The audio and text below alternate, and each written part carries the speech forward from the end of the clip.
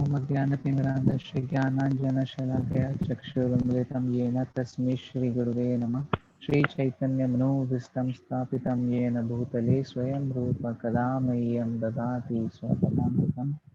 वन्देऽहं श्रीगुරු श्रीयुतपदकमलं श्रीगुरुर्वैष्णवांश्च श्रीरूपं सार्थजातं रघुनाथं वितां साधुवेतं सावधूतं परिमसहितं कृष्णचैतन्यदेवं श्रीराधाकृष्णपादान् सहगणललिता श्रीविशाखान्वितांश्च नमो विष्णुपादाय कृष्णपृष्ठाय भूतले श्रीमते भक्तिवेदान्तस्वामिनिधि नामिने नमस्ते सारस्वते देवी गौरवाणी प्रचारिणे निर्विशेषशून्यवादी पाश्चात्यदेशतारिणे नमो मावदान्याय कृष्णप्रेमप्रदायते कृष्णाय कृष्णचैतन्यनाम्ने गौरतिशे नमः।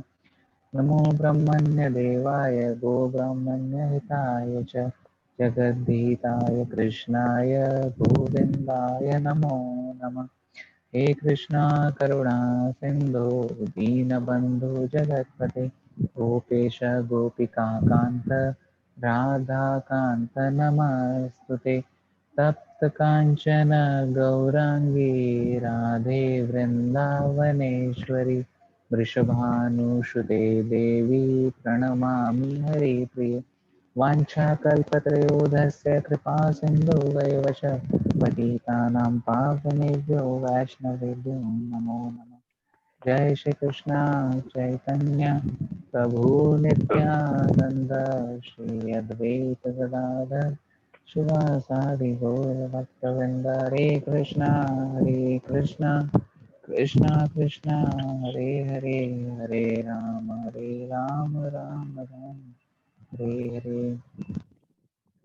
Hare Krishna, welcome everyone to the evening session. Today we'll be reading a very wonderful book written by His Holiness Bhakti Charu Swami Maharaj, book entitled Vaishnava Etiquette. Since we live in a devotee community, it's very important for all of us to understand what etiquettes we should follow and the way we should deal with our seniors, equals, juniors, the way a Vaishnava should act in his everyday lives. So let's take inspiration from this book and try to apply a few points in our lives as well. We'll be reading from the introductory class lecture, and gradually all the topics will be covered. Chapter 1, Introductory Class Lecture. I would like to welcome you all to our classes on Vaishnava etiquette. Thank you for coming. I will begin by reading some quotes from Chaitanya Charitamrita, the instructions of Chaitanya Mahaprabhu to Sanatana Goswami on Sadachar, the activities of a Vaishnava. Shri Chaitanya Mahaprabhu instructed Sanatana Goswami to write Vaishnava Smriti, Hari Bhakti Vilas in Chaitanya Charitamrita Madhya Leela 24.3242-344. Folding his hands, Sanatana Goswami said, My dear Lord, you ordered me to write a directory about the activities of Vaishnavas. I am most low-born person. I have no knowledge of good behavior. How is it possible for me to write authorized directions about Vaishnava activities?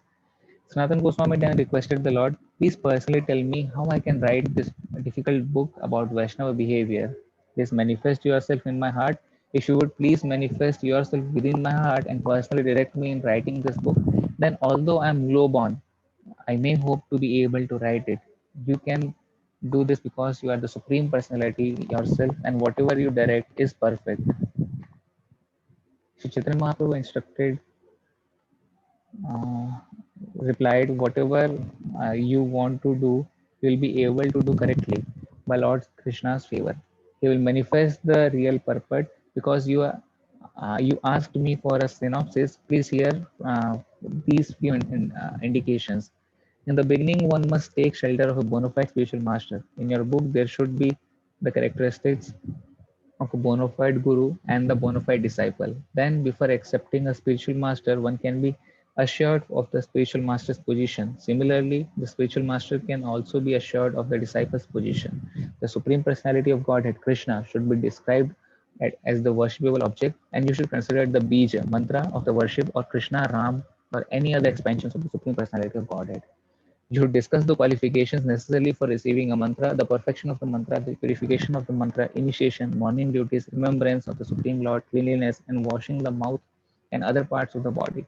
In the morning, one should regularly brush his teeth, take his bath, offer prayers to the Lord, and offer obeisances to the spiritual master. One should render service to the spiritual master and paint one's body in 12 places with Urdhava Pundra, Tilak.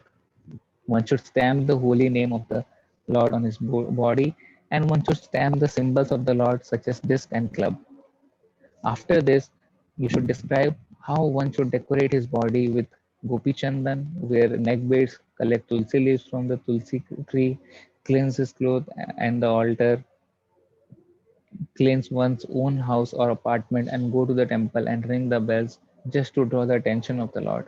Also describe the deity worship wherein one should offer food to Krishna at least 5 times daily. One should in due time place Krishna on a bed. You should also describe the process for offering arti and the worship of the Lord according to the list of 5 or 16 ingredients. The characteristics of the deities should be discussed, as well as the characteristics of the Saligram Shila.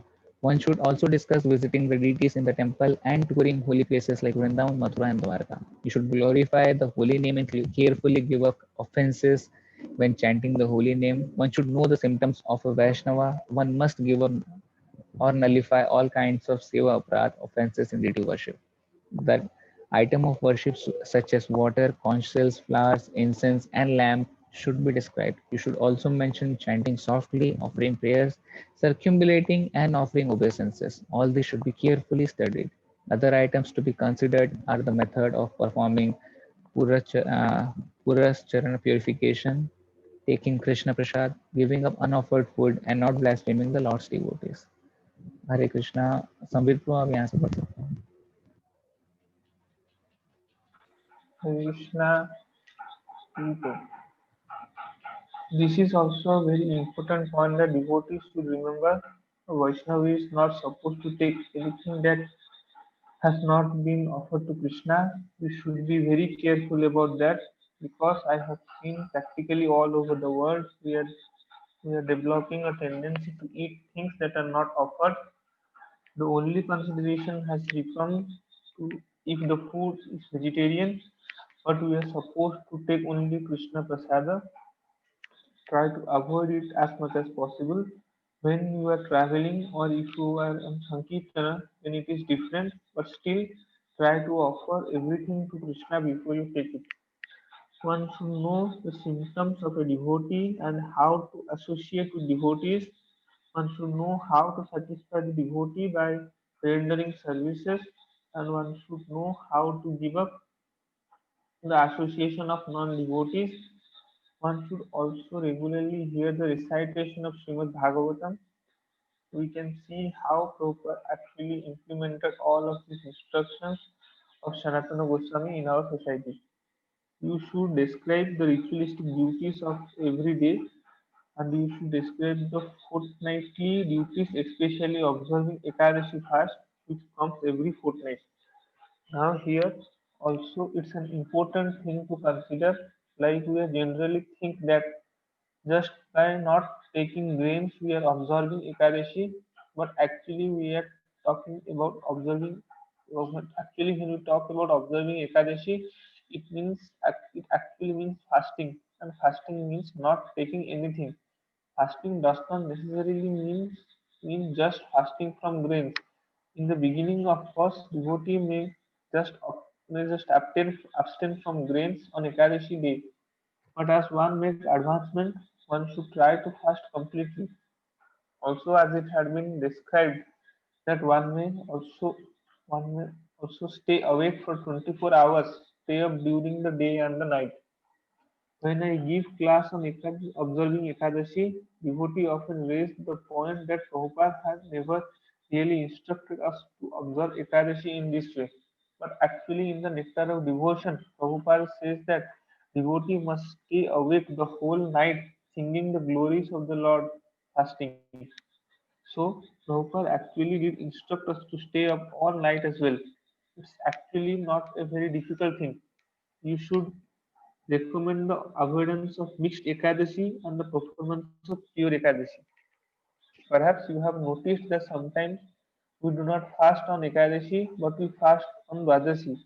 The reason we do this is that the Ekadashi is mixed. That is, Dasami enters into Ekadashi. When the 10th day overlaps the 11th day, it is to be mixed or penetrated. And one does not fast on Ekadashi but instead fast on the next day, which is Dwadashi, the 12th day.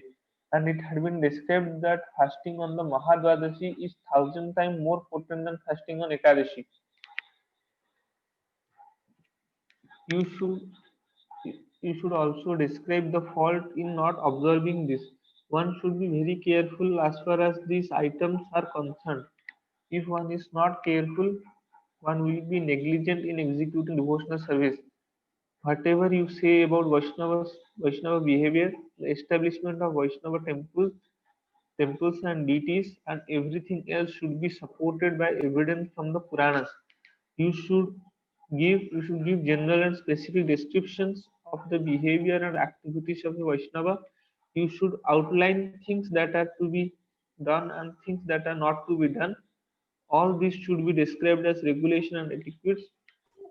Here are Krishna some of Prabhu the quotes Hare Krishna from Srila Prabhupada on etiquette. All the inhabitants of Vrindavana are Vaishnavas. They are all auspicious because somehow or other they always chant the holy name of Krishna. Hare Krishna, Himanshu Pupur continue करते हैं. हरे कृष्ण प्रभु जी मैं एक question पूछ लूँ क्या? बोलिए बोलिए।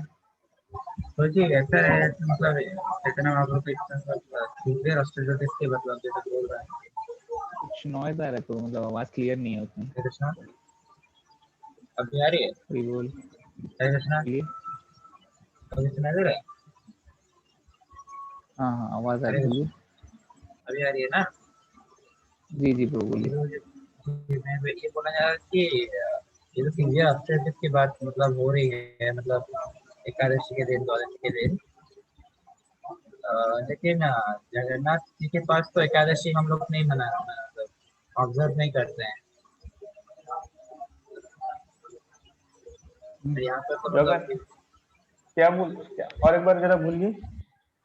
मैं ये बोल रहा था कि ये जो मतलब एकादशी के दिन पूरा फुल फास्टिंग और पूरा दिन मतलब 24 आवर्स कीर्तन ये जो सीवियर ऑस्टेरिटी की बात जो हो रही है चैतन्य महाप्रभु जो बोल रहे हैं जी लेकिन जगन्नाथ संस्कृति में तो मतलब एकादशी का तो मतलब कोई ये तो बहुत मतलब सीवियर ऑस्टेरिटी की बात हो रही है लेकिन जगन्नाथ संस्कृति में पुरी तो में जगन्नाथ मंदिर के पास पुरी में एकादशी का ये नहीं होता। आप जैसे देखिए, आप आपका सपोज अभी घर में किसी का देहांत हो गया तो आप क्या खाएंगे? मतलब अभी आपको मतलब क्या बोलेंगे कि मतलब ऐसे बिना हल्दी का बिना ये का खाना खाना पड़ेगा ना थोड़ा मतलब 11-12 दिन तक। तो लेकिन उधर वैसा नहीं होता, उधर प्रसाद का इतना महिमा होता है। तो एकादशी का उधर इतना मतलब महत्व नहीं होता। प्रसाद ही मतलब देखिए उधर मतलब आपको कैसे बोलूं, 4 रूप में मतलब ब्रह्मवादी के हिसाब से मैं समझाता हूँ आपको। उधर 4 रूप में ब्रह्म रहते हैं। जैसे दारू ब्रह्म जगन्नाथ जी रहे, अन्न ब्रह्म महाप्रसाद में रहे, और शब्द ब्रह्म भागवतम भगवद गीता में रहे, और गीत ब्रह्म मतलब गीत गोविंदा में रहे। तो 4 रूप में ब्रह्म भगवान विराजमान करते हैं उधर। तो उधर डायरेक्टली अगर आप प्रसाद ले रहे हैं तो साक्षात कृष्ण जाए, तो उसमें कृष्ण बढ़े कि एकादशी बढ़े? आप बोलिए ना। कृष्ण जो अगर आपको मतलब ब्रह्म ब्रह्म के हिसाब से देखा जाए तो महाप्रसाद साक्षात भगवान के हिसाब से मतलब भगवान ही है। तो उसमें इतना नहीं होता, वो ज्यादा पावरफुल होता है। आप वो एक क्या बोलता हूँ, अमोघलीला प्रभु का एक तो वीडियो है, आप देख लीजिए। वही क्वेश्चन था, किसी जन ने पूछा था हाँ जगन्नाथपुरी में क्यों नहीं मैंने रहते। मैं वो वीडियो देखा हुआ हूँ उसमें बोलते हैं कि सिर्फ पूरी के मतलब सिटीजन्स के लिए एप्लीकेबल है ये ऐसा इसका मतलब ये जी नहीं कि प्रभु। पूरे मतलब इंडिया के लोग एकादशी हाँ नहीं खाने लेकिन लगे। मतलब इस्कॉन में इतना नहीं मानते, लेकिन उधर आप पुरी के जो सब पुरी के निवासी हैं वो उनका रहता है। उनको एकादशी वो प्रसाद का इतना महिमा रह जाता है, उसके सामने कोई नीति नीति नियम कुछ काम नहीं करते। इसीलिए मैं पूरी में रहना चाहता हूँ। इससे नहीं होता है एकादशी। खाली एकादशी नहीं करने के लिए आपको पूरी जाना है। हाँ bro.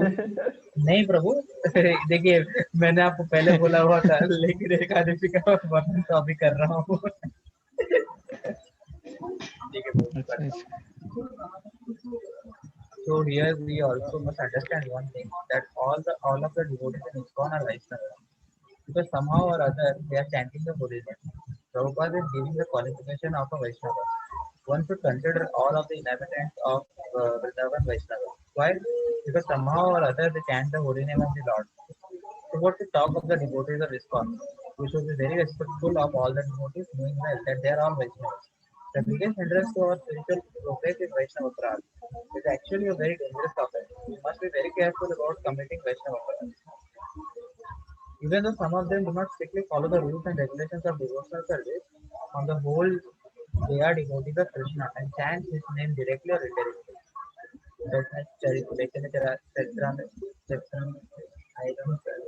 I'm not able to pronounce it. Chaitanya Charitamrita, Adi Lila, 5.232 perfect. This very important instruction. Actually, the whole Vaishnava etiquette of the whole Vaishnava culture is founded on this principle. A Vaishnava should be tolerant like a tree, submissive like grass. Nevertheless, the author of this instruction, Chaitanya Mahaprabhu, did not tolerate the misbehavior of Jagai and Madhai. When they harassed Nityananda Prabhu, he immediately became angry and wanted to kill them. One should be very weak and humble in his personal transactions, but if there is blasphemy against one's guru or another Vaishnava, one should be angry as fire. One should not tolerate blasphemy against a Vaishnava, but should immediately take one of three actions. If someone blasphemes a Vaishnava, one should stop him with higher arguments. Background noise आ रहा है क्या? Just give me a second. थोड़ी थोड़ी noise तो है bro, मतलब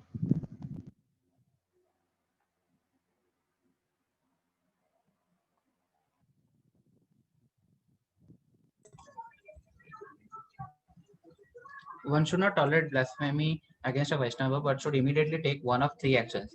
If someone blasphemes a Vaishnava, one should stop him with higher arguments and a higher reason. If one is not expert enough to do this, he should give up his life on the spot. And if he cannot do this, he must go away. But we should never listen to blasphemy against a Vaishnava. Although Vaishnavas are very humble and tolerant, that is not weakness. Vaishnavas are not weak. Vaishnavas are as hard as a thunderbolt. If it is necessary, they can become as violent as a lion. Prabhupada would often say that a Vaishnava is as soft as a rose petal and as hard as a thunderbolt. A Vaishnava is not only soft, but if necessary, he can become hard. That shows that Vaishnavas are not weaklings. Vaishnavas are very, very powerful, both physically and spiritually.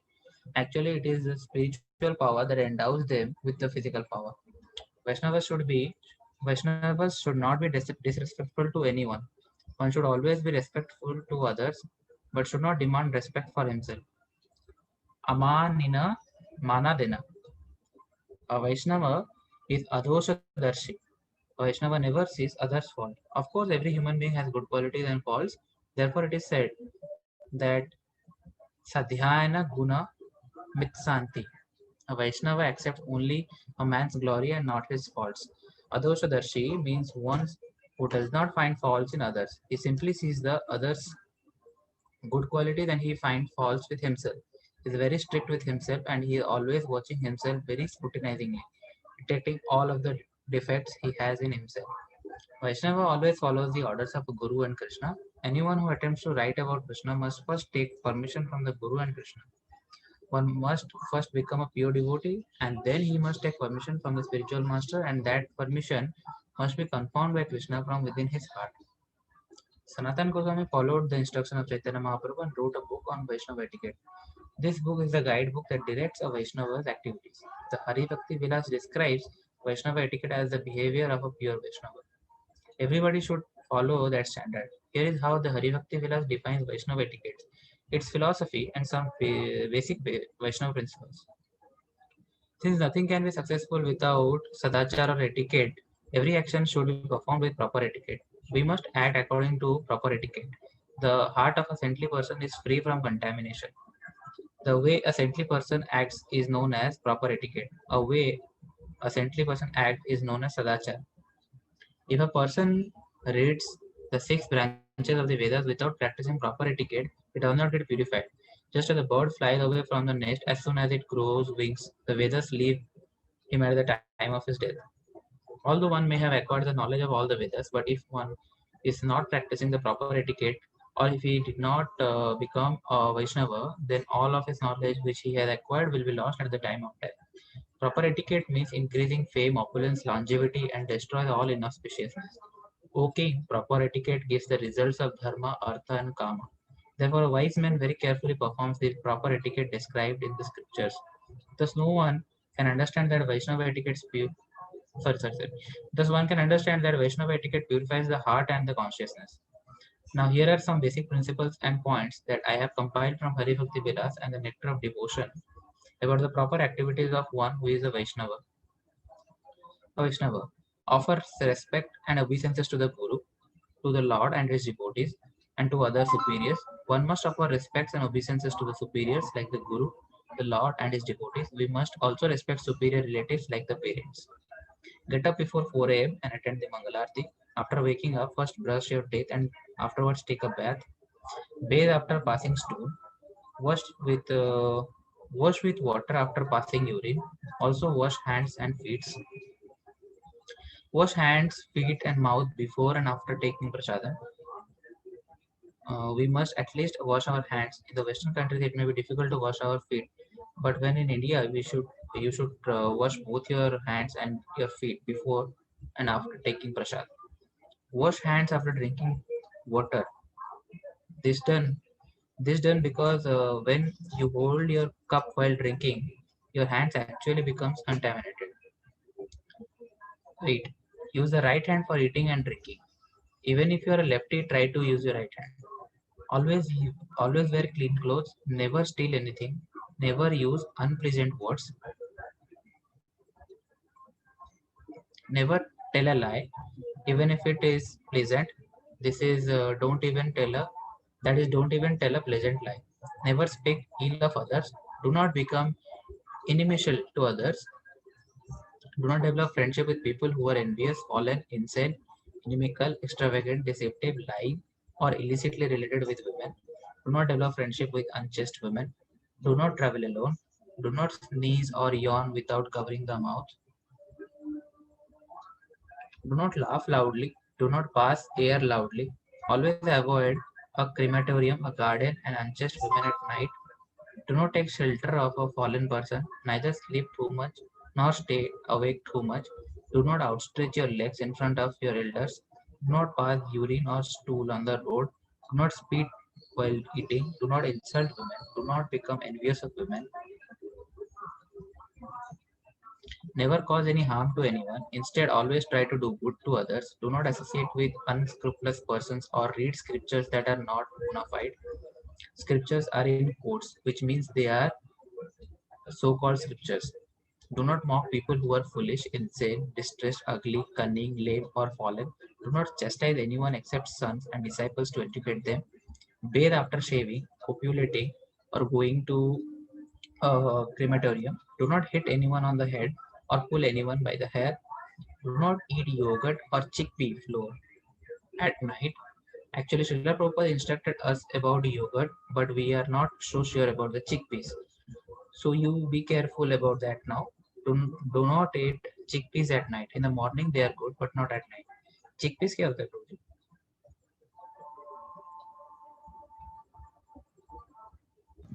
मैं भी यही सोच रहा था क्या होता है। आप पढ़ी होता मैं कोशिश करता हूँ पता करने की। If someone insults you, leave the place silently. Never praise yourself. Never look at a naked woman or man. Do not place your footsteps on your lap to eat. Chickpeas Do not quarrel. जी चने चने chickpeas chole chole होता है तुम छोले छोले छोले होता भी है दिखा रहा है तुम इसमें। हाँ वही चने छोले मैंने ऐसे चने नहीं किया। ए बोल छोले भटूरे तो उड़ाते हैं हम। नहीं मतलब छोले नहीं खाना चाहिए रात में। क्या बोल रहे हैं प्रभु जी? मैं जीना छोड़ दूं क्या?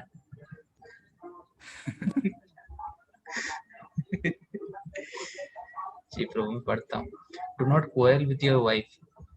Do not spit on water, because people sometimes drink water from ponds or lakes or rivers. One should not spit on water.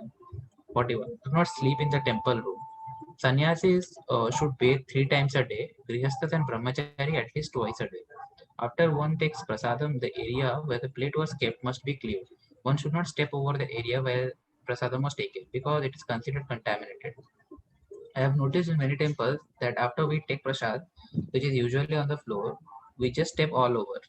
Then, without even washing our feet, we enter into the temple room. So, one should be careful about that. The place where we take prasad becomes contaminated, and if you step on that spot, then you must wash your feet.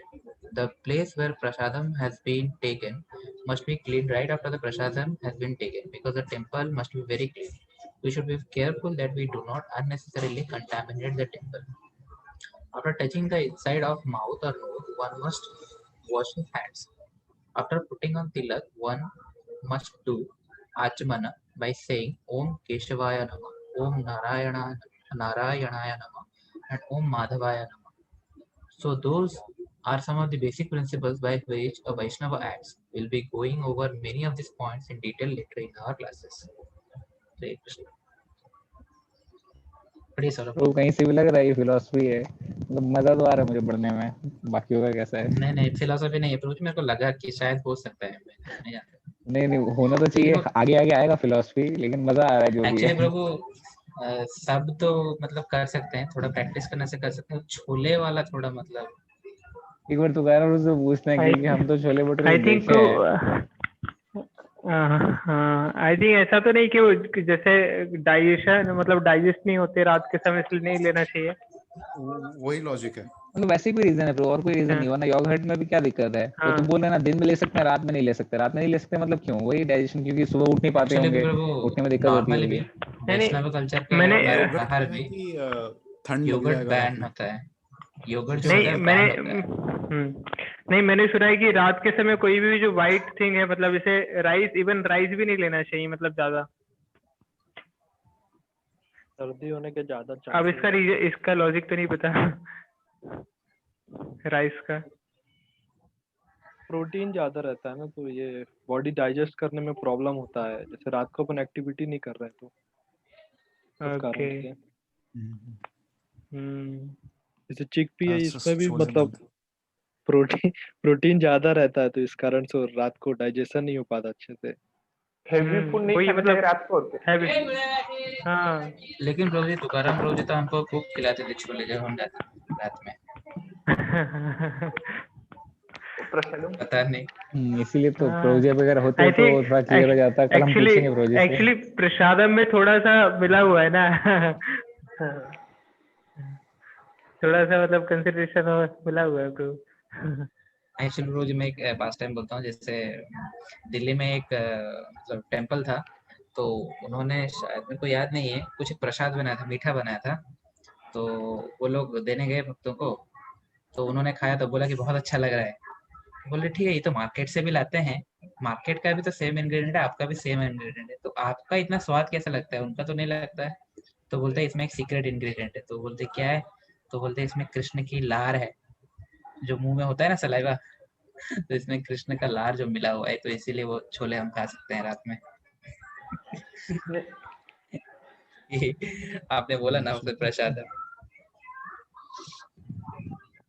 अच्छा वो बहुत सही है जी तो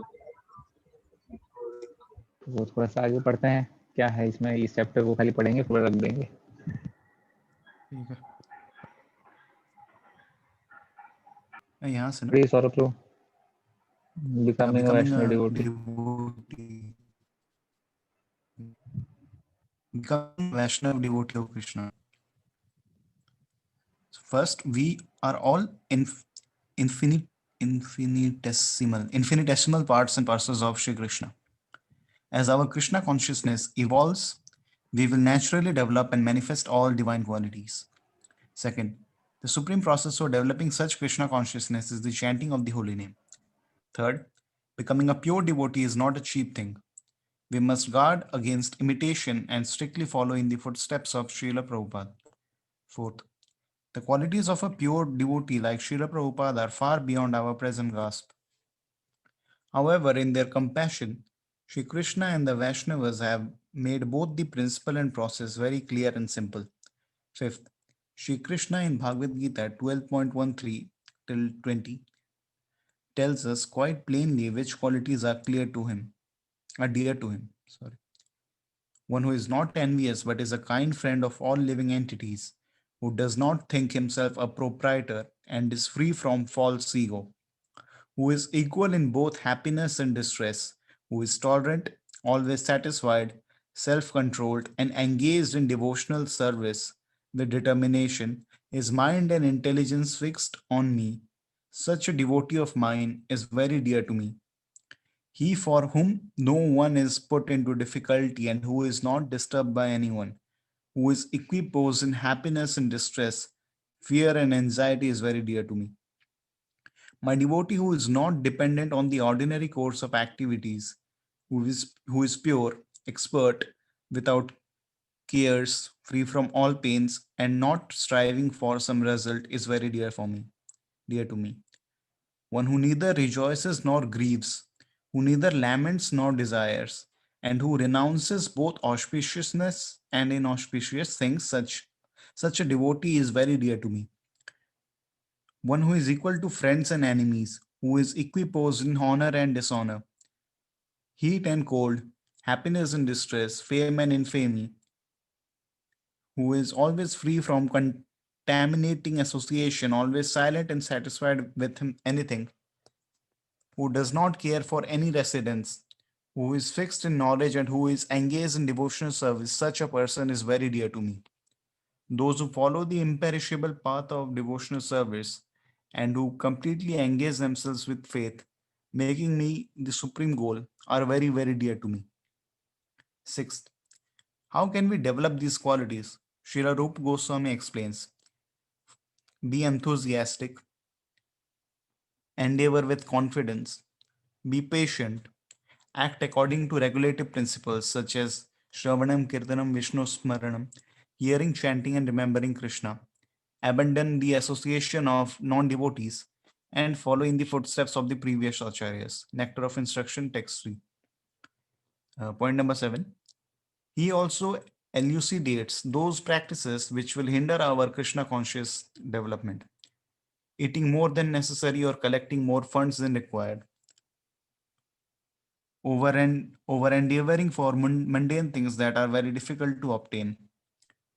Talking unnecessary about mundane subjects.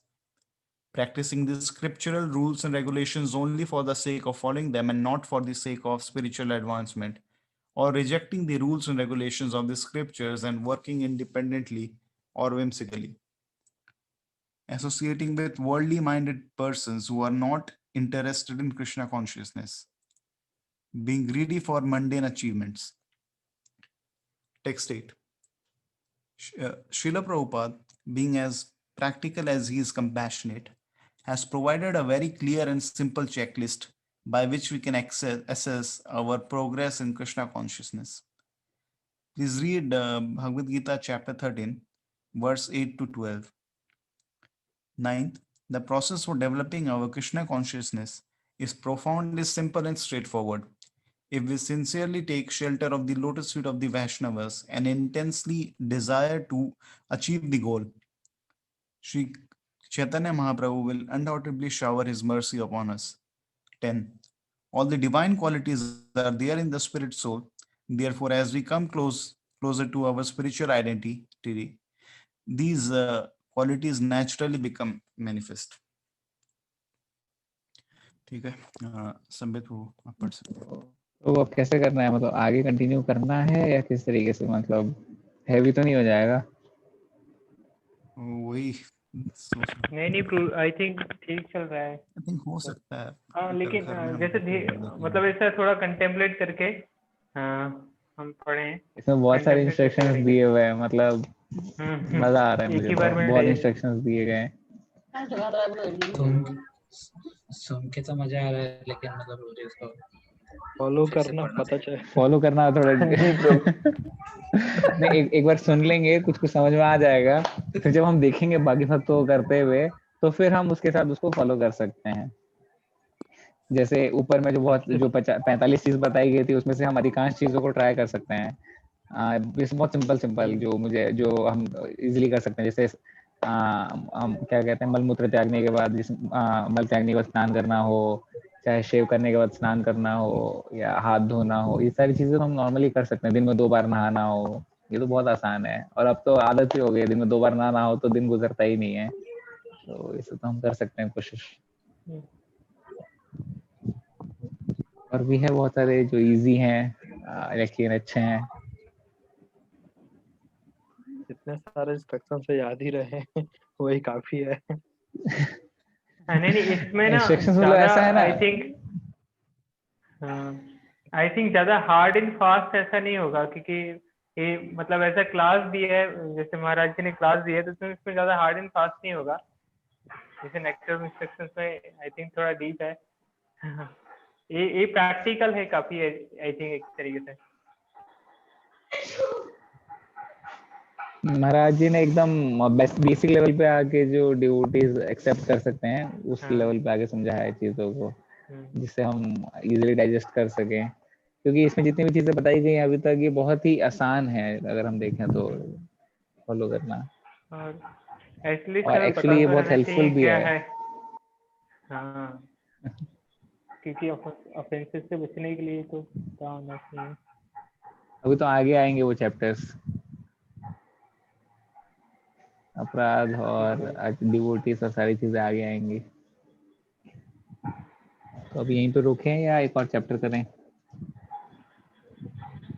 रोक लेते हैं प्रभु जी। धीरे धीरे क्या जाते हैं, कर इतना सारा इंस्ट्रक्शन। वही हाँ, वही 2-2 धीरे धीरे चैप्टर जाते हैं, इसे एनफ बहुत रहेगा। आराम आराम से पढ़ रहे हैं ऐसा नहीं। बॉल रोड हो जाएगा।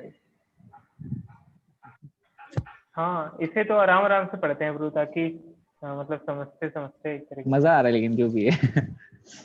जी ब्रू। प्रभु जी याद है ऑलवेज। इसको पढ़ेंगे तो मतलब कुछ कुछ तो याद रहेगा ही।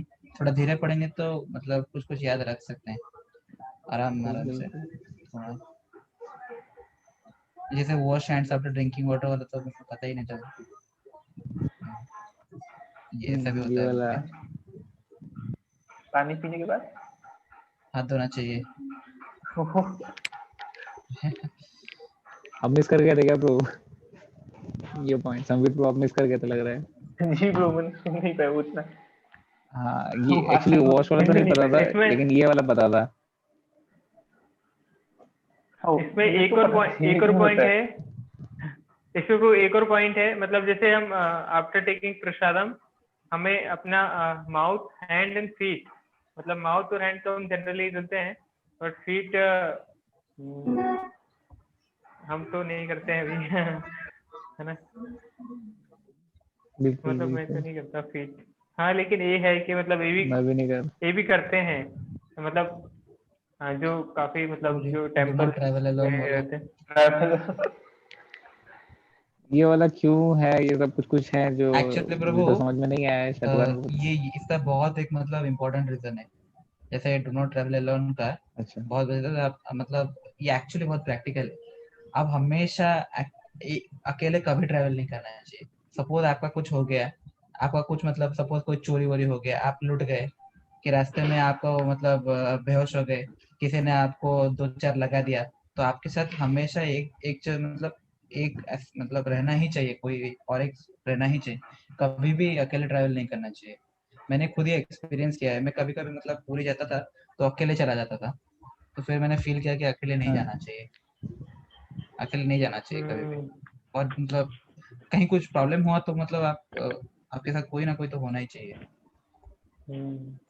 मतलब अच्छा नहीं होता है। तो बहुत प्रैक्टिकल है ये।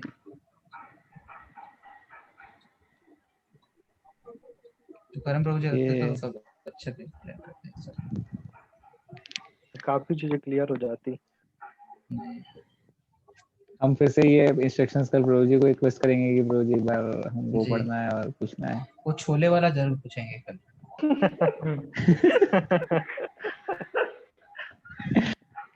ओके, छोले से बहुत लगाव है। ये तो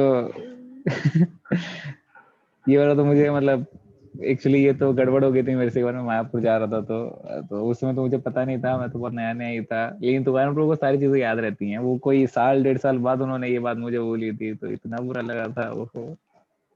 मतलब आउटस्ट्रेच मतलब मैं समझ नहीं पाया, मतलब पैर लंबा नहीं करना चाहिए इसका मतलब। तो जी जैसे ब्रो, हम लोग फैला बैठे के हुए हैं, नहीं। जैसे एक बोलते हैं ना आलती पालती मार के बैठना बोलते हैं, जिसमें हम जो लेग्स होते हैं उसको फोल्ड किए होते हैं। तो कई बार स्टिफ हो जाने के कारण हम लेग्स को सीधा कर देते हैं। तो अगर सीधा करेंगे तो जी जी सामने जी अगर कोई सीनियर हुए तो ये ऑफेंस होता है एक तरीके से। Okay okay okay. जी जी जी। और जब हम फोल्ड करके भी बैठते हैं ना, तो भी हमको एक पैर के ऊपर एक पैर जब हम रखते हैं, कई बार हम देखते हैं कि पैर एक्सपोज रहता है, जैसे दोनों पैर नीचे नहीं रहते हैं, जो फीट होती है एक के ऊपर भी रख देते हैं, तो वो भी नहीं करना चाहिए यूजुअली। दोनों जो फीट होते हैं उसको नीचे रखना चाहिए फ्लोर पे। समझ पा रहे हैं मैं किस जी पोजीशन की बात कर रहा हूँ? जी जी हाँ, बाबा जी उसमें जी। वो भी सही नहीं। और जब नॉर्मली हम धोती कुर्ता पहनते हैं तो उसमें धोती के अंदर ही दोनों फीट्स छुपे होने चाहिए, एक्सपोज नहीं रहने चाहिए फीट्स। वो अच्छा नहीं दिखता।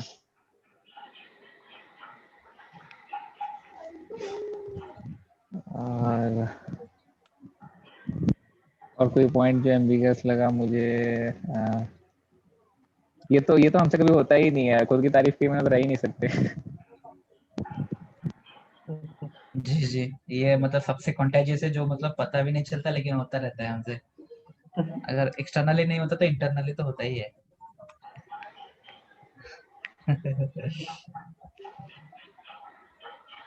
इसका भी कुछ उतना अच्छा मेरे को रीजन समझ में नहीं आया, मतलब कैसे क्या है मतलब। एक्चुअली प्रभु ये हमको मतलब जब हम छोटे थे तो तब से हमको मतलब ये बताया जाता था कि मतलब जो खाना होता है और जो विद्या होती है, इसको कभी भी लैब पे नहीं रखना चाहिए। जब भी हम पढ़ते हैं तो कभी लैब के ऊपर नहीं रखना चाहिए, और जैसे खाने की चीज को जो होता है वो लैब के ऊपर नहीं रखना चाहिए। मतलब ऐसा मतलब हमारे घर में तो होता है, पता नहीं रीजन क्या है। 39 वाला सबसे इम्पोर्टेंट है, देखिएगा। रौनक प्रभु का ये प्रॉब्लम नहीं होगा। नहीं मतलब ये तो हमारे लिए कहाँ से आ गया भाई, अभी तो हम सारे ब्रह्मचारी हैं। इसलिए नहीं, मतलब किसी का ये बाद फ्यूचर में में भी आएगा हो जाएगा। तो आपका टेंशन नहीं है। ये करना बहुत मुश्किल है। तो जी दुनिया नहीं, ये वाला जो 35 वाला पॉइंट है वो रौनक प्रभु बहुत अच्छे से करते हैं।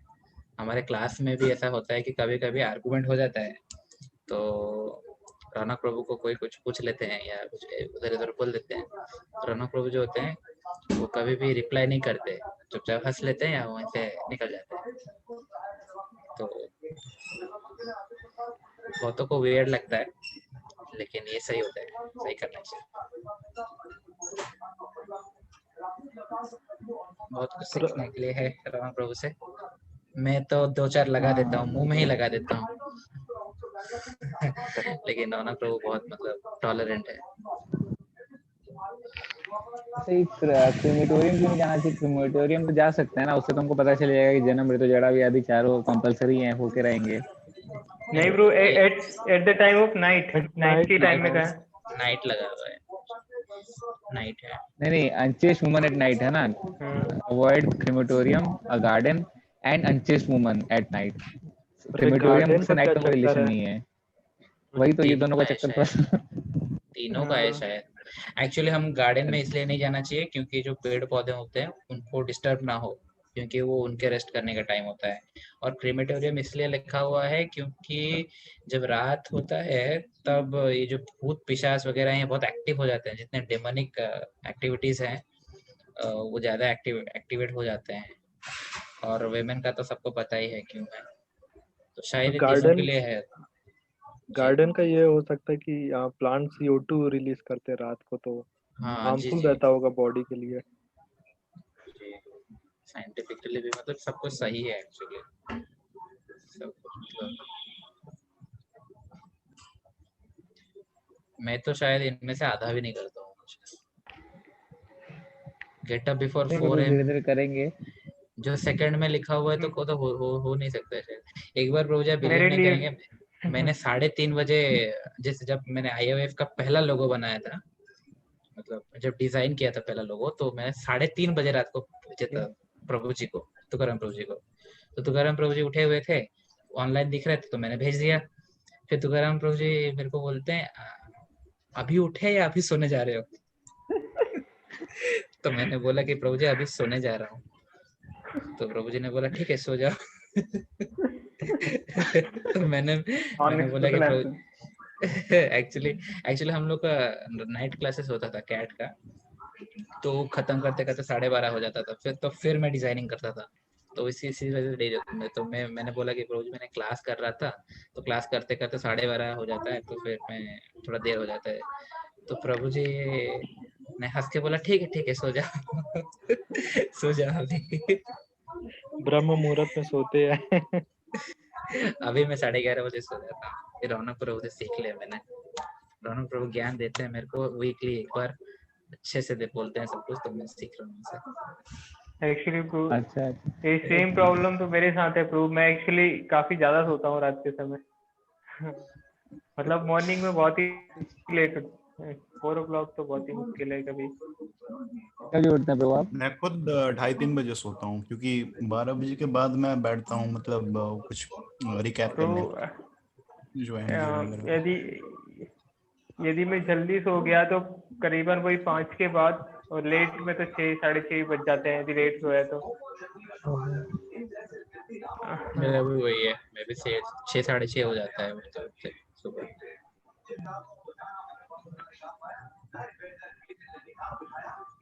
और सौरभ प्रभु भी तो 7 बजे के आसपास उठते हैं शायद।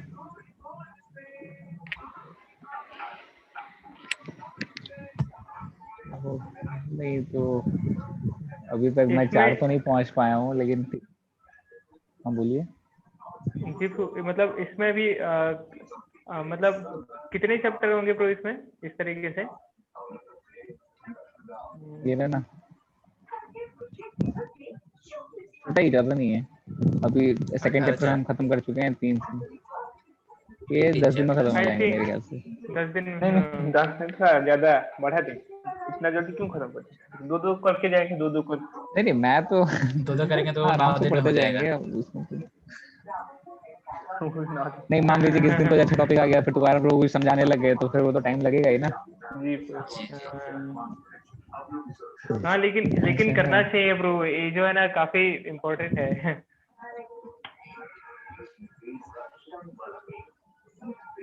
इस तरीके से है। और यहाँ पे कुछ और भी इंस्ट्रक्शंस दिए थे जो इम्पोर्टेंट हैं। ये एक्चुअली इसमें से हम ये सब करने की बहुत कोशिश करते हैं, ईटिंग मोर देन नेसेसरी। मैं तो एक बार मंदिर गया था, मुझे आज भी याद है। तो पहले प्रभु जी ने बोला फटाफट तुम प्रसाद पा लो फिर सर्व करना, तो मैं प्रसाद पा लिया, फिर मैं सर्व कर रहा था, सबको सर्व कर दिए, तो प्रसाद थोड़ा सा बच गया था। फिर इच्छा हुई फिर पा लिया, प्रभु जी बोल रहे हैं बाद में कि तुमको कृष्णा अटैक कर रहे हैं, बच के रहो। अजीब लगे।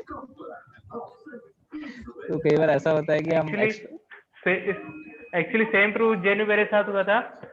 मतलब तुकाराम प्रभु जी थे उस टाइम में, उज्जैन में थे। तो हुआ ये कि हमको वॉलंटियर्स बनाए थे सेम प्रसादम सर्विंग के लिए। तो वहाँ पर होता है कि जो वॉलंटियर्स रहता है उनको पहले बिठाल करके सबको बहुत अच्छे से, मतलब जितना आपको, मतलब जैसे कोई लिमिट वाली चीज है, जैसे स्वीट राइस है, फिर जूस है, कस्टर्ड है, यदि आपको लिमिट में है, तो ऐसा नहीं, वॉलंटियर्स के लिए अनलिमिटेड रहता था। तो उसके चक्कर में पूरा अच्छे से दबा करके प्रसाद लिए। और जब खड़ा हुआ तो थोड़ी देर में ही सर्विस नहीं हो पाएगी। थोड़ी देर में ही मैंने कहा प्रभु अब तो नहीं हो पाएगा, मैं बैठ गया जाकर के। मैंने कहा प्रभु मुझे नहीं हो पाएगा। तो ये हो एक्चुअली गया प्रभु था। ऐसा हमारे साथ ऐसा हुआ था। आप जैसे अनलिमिटेड का बोल रहे ना, तो जन्माष्टमी था, जन्माष्टमी में हम लोग सर्व कर रहे थे रात को, जो एकादशी प्रसाद होता है, तो हम लोग सर्व कर रहे थे। तो दीन वत्सल प्रभु जो है वो जो फ्रूट वाला सर्व कर रहे थे, और उसके साथ भी और कुछ एक सर्व कर रहे थे। तो ऐसा था कि जो भी भक्त आएंगे लेने के लिए, तो दीन वत्सल प्रभु बोल रहे थे कि सिंगल सर्विस है, आपको एक बार में जो मिलेगा उतने में, क्योंकि बहुत सारे भक्त हैं तो शायद ना हो पाए। तो फिर सबका खत्म हो गया। तो फिर बड़ा बड़ा मतलब ड्रम में था, ड्रम तो नहीं मतलब कंटेनर बहुत बड़ा बड़ा था, उसका एक कंटेनर बचा हुआ था। फिर हम लोग ने जो था, हम लोग ने अनलिमिटेड पाया वहां पे बैठ के।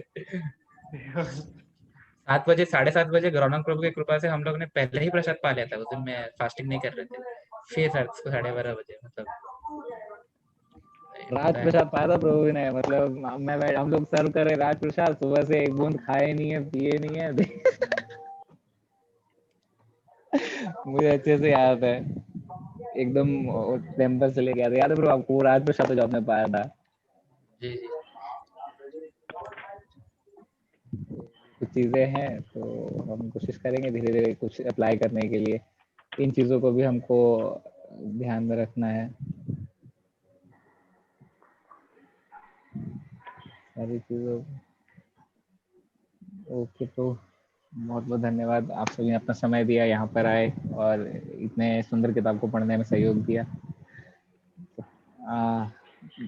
परम पूज्य भक्ति स्वामी महाराज की जय, जगत गुरु श्रील प्रभुपाद की जय, निताई गौर प्रेमानंदे। हरि बोल।